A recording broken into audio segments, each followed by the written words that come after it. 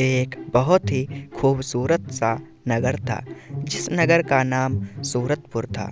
वहाँ के सभी लोग बहुत ही ज़्यादा खुशहाल रहा करते थे। उन्हीं गांव में एक भीमा नाम का एक आदमी रहा करता था, जो कि बहुत ही दयालु था और वह हमेशा लोगों की मदद किया करता था। वह बुजुर्ग लोगों की बहुत ही ज़्यादा मदद किया करता था। उसे लोग दयालु नाम से भी बुलाया करते थे और हमेशा लोगों की मदद करते थे। अरे जी, आप कुछ सुनते क्यों नहीं हैं? अभी गांव में बिल्कुल भी पानी नहीं रहा है और पानी की बहुत ही ज़्यादा कमी है। अरे अरे, क्या कह रही हो?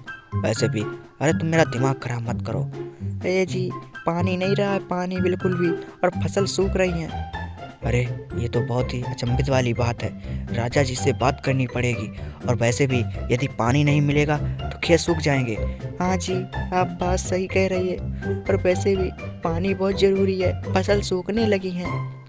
हाँ हाँ, हमें हमें गांव वालों से बात करनी चाहिए और एकजुट होकर राजा के पास जाना चाहिए, जिससे कि पानी का कुछ उपचार किया जाए।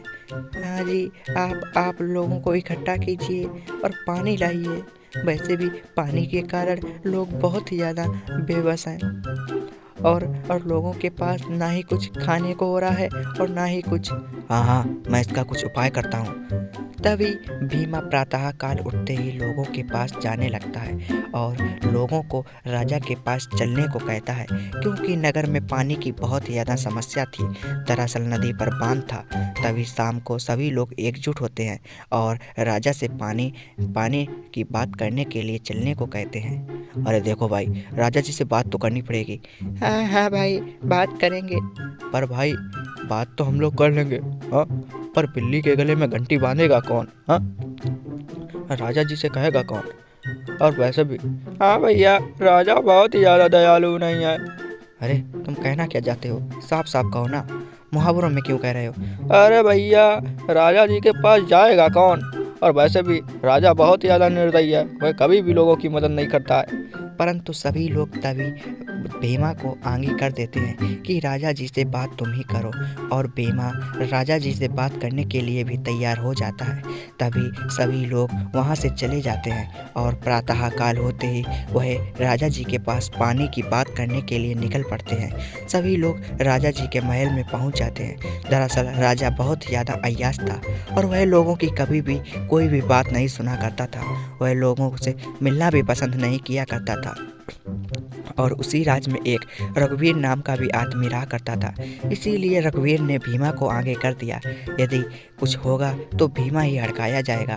भीमा लोगों से की मदद करता था, जिस कारण रघुवीर हमेशा उससे चिढ़ा करता था और हमेशा जलन पैदा करता था। और भीमा और सभी लोग राजा जी के पास पहुंच जाते हैं। तभी महल में उसी के सामने ही मंत्री खड़ा हुआ होता है। अरे अरे, क्या है? किस लिए आए हो तुम?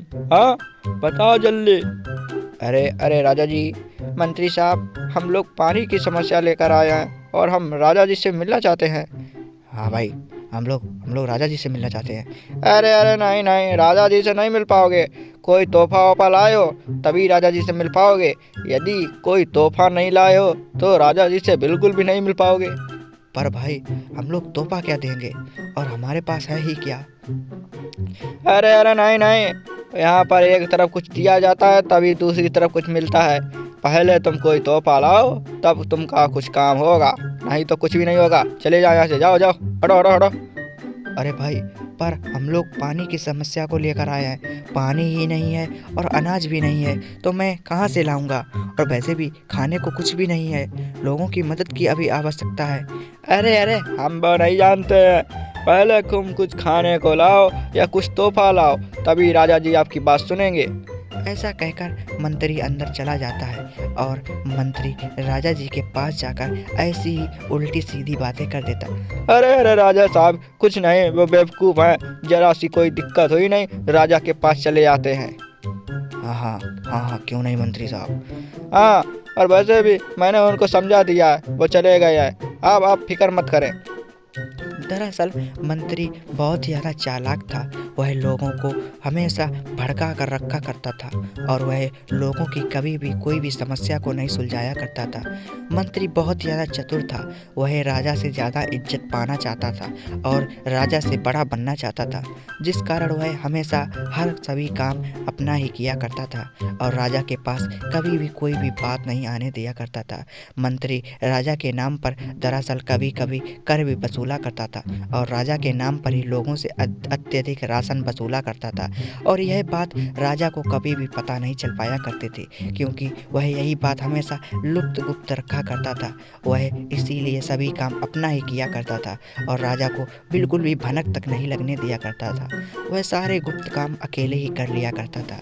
राजा को इस बात की बिल्कुल भी कोई भी कमी नहीं होने दिया करता था और ना ही कभी राजा को इस बात की कमी हुई थी और इसीलिए मंत्री हमेशा ही बहुत ज़्यादा खुश रहा करता था। वह बहुत ही ज़्यादा चालाक और षड्यंत्रकारी था। वह हमेशा षड्यंत्र कुछ ना कुछ रास्ता ही रहा करता था। आगे की कहानी देखने के लिए सब्सक्राइब करें और देखते रहें कू जीरो।